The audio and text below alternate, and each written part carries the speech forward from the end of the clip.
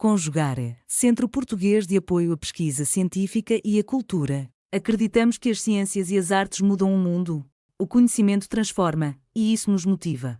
Sexto ciclo ibero-americano de diálogos contemporâneos com o tema História, Poder e Sociedade. Saudações a todos os organizadores e participantes deste sexto ciclo ibero-americano de diálogos contemporâneos. Meu nome é Cláudio Pedrosa Nunes, sou professor da Universidade Federal de Campina Grande, estado da Paraíba, Brasil, e o tema da minha apresentação é o processo judicial na doutrina de Tomás de Aquino. Este estudo, que tenho realizado ao longo de algum tempo, teve como base a refutação que Tomás de Aquino realizou em relação aos tribunais da Inquisição. Primando pela correção de determinados exageros dos tribunais da Inquisição, Tomás de Aquino ofereceu uma doutrina muito interessante que se projeta em grande parte até os dias de hoje, inclusive em termos de direito processual da atualidade, e que teve por objetivo não propriamente extinguir, tentar extinguir os tribunais da Inquisição, mas sim de oferecer determinados ensinos, determinada doutrina que viesse a corrigir exageros que, obviamente, foram perpetrados na condução dos julgamentos nos tribunais da Inquisição. Pois bem, nesse aspecto, Tomás de Aquino idealizou pelo menos 4 ou 5 tópicos ou situações que tiveram exatamente esse objetivo de não só corrigir eventuais exageros, defeitos nos julgamentos dos tribunais da Inquisição, mas também primar por julgamentos corretos, julgamentos minimamente alinhados com a virtude da justiça. E esses 4 ou 5 tópicos são os seguintes. Primeiro, a necessidade de uma acusação formal e escrita. Segundo tópico, a legitimidade dos juízes, ou seja, os juízes não podem ser senão agentes preparados para o ofício de julgar. Terceiro, o direito de defesa, inclusive mediante o uso de recursos, do que nós entendemos hoje por recursos judiciais no processo judicial. Depois vem a doutrina da valoração da prova, como deve o juiz comportar-se diante da prova, especialmente a prova testemunhal.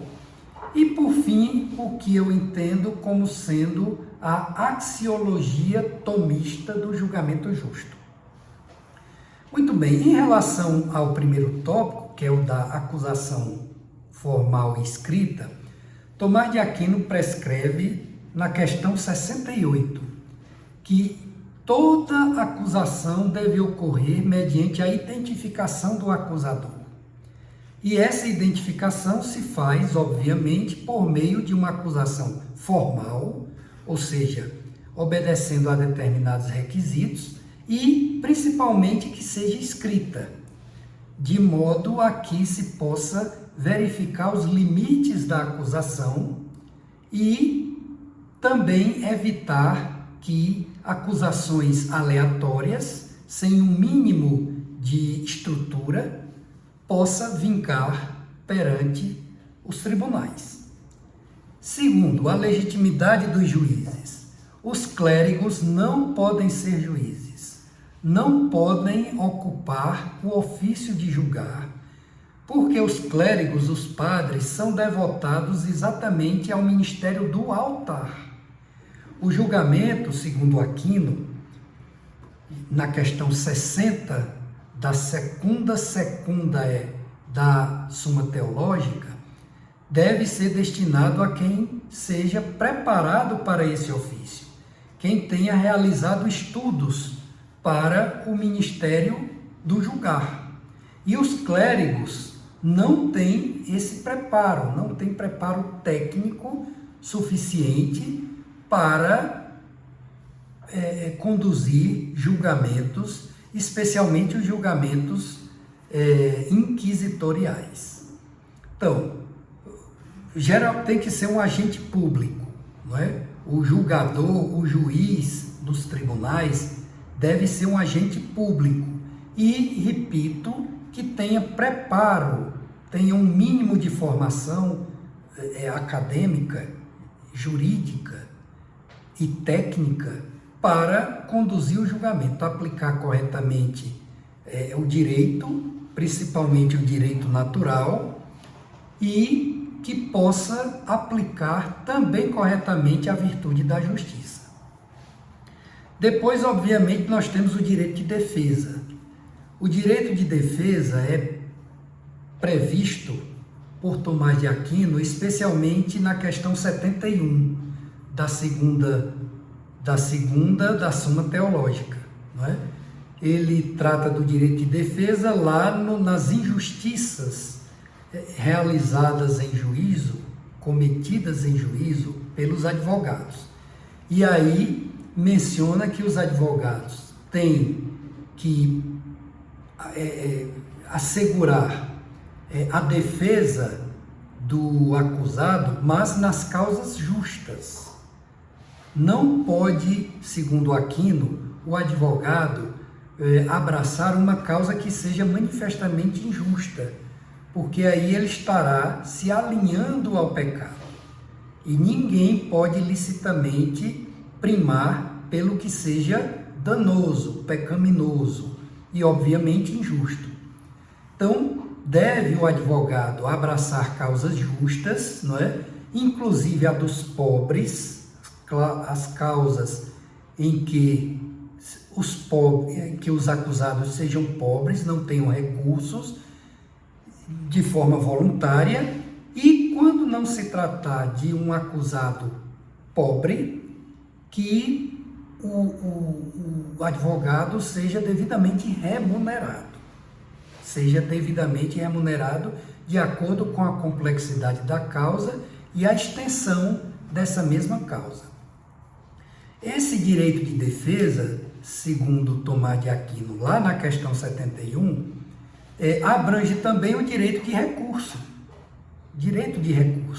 O direito de o acusado se insurgir contra uma decisão que lhe pareça injusta. Agora, o procedimento desse recurso é que não vem explicitado lá na questão 71. Ainda em relação ao direito de defesa, Tomás de Aquino entende que é razoável que o acusado fuja, empreenda fuga, quando entender que está sendo injustamente acusado ou que o seu julgamento não está sendo conduzido de forma adequada. Dessa maneira, diante dessa situação que deve ser notória, Tomás de Aquino entende que o acusado pode empreender fuga, não é? Mas, obviamente, que essa concepção de Tomás de Aquino ocorre para as situações excepcionalíssimas em que haja uma acusação sem formalidade, não escrita, que também seja o julgamento tenha sido conduzido por algum julgador suspeito, algum julgador que seja notoriamente inimigo, né, ou desafeto daquele acusado. E então, nessas situações, por questão de justiça, pode o acusado, né, empreender fuga.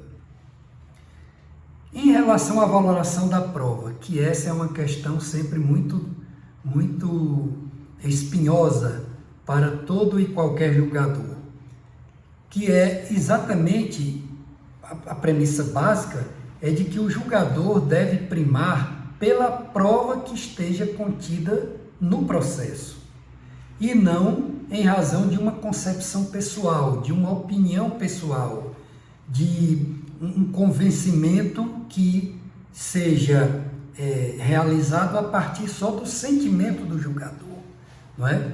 É claro que nos dias atuais essa situação envolveria um caso de suspeição ou de impedimento do juiz, correto?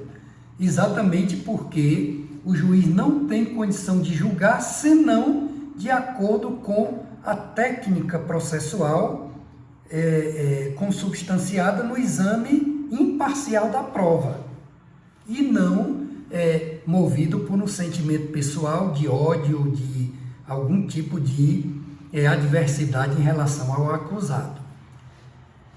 A prova testemunhal. O falso testemunho é pecado, Tomás de Aquino já o dizia. A prova testemunhal deve ser avaliada de acordo com a fisionomia, com o comportamento de quem esteja testemunhando.